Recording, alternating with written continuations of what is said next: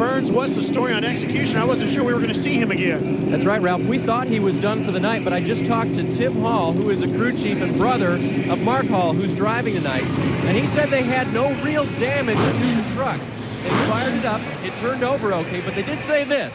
They're not going to run it quite as hard as they normally would because of the rollover. They're hoping Dan Patrick makes a mistake. I would go with that theory in the obstacle course, Mike.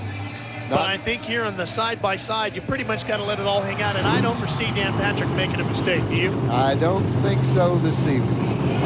Now, I understand that they don't really have much of a choice because they don't know, really, if they have damaged that executioner truck until they get it home and take a look at it. Well, you do want to play it safe. It's a long season. Still going to get points for coming back and going to another round. That's right. Still put them finishing a little higher this evening, which will help when the year on battle. And he left. Samson gets the easy win. Left a little early. Let's see what that ride looked like. Well, that should be fun. Samson gets the win, and let's see what it looked like from on board. All right, he just put in a new braking system on it, so he cleaned a lot harder. Now, Mike, as you watched Samson take the win, Samson and Bulldozer went heads up in the side-by-side competition in Des Moines last year.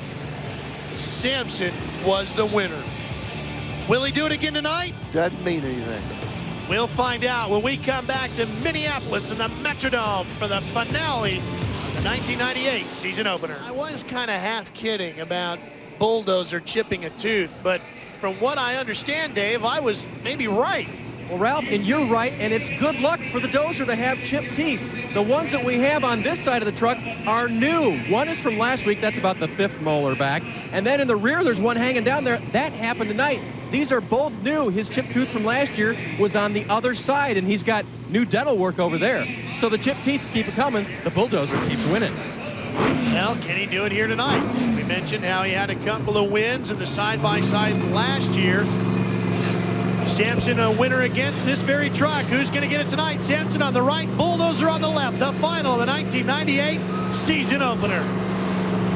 The Bulls in trouble with Samson in Samson is the winner here at the Metrodome in Minneapolis in the side-by-side competition.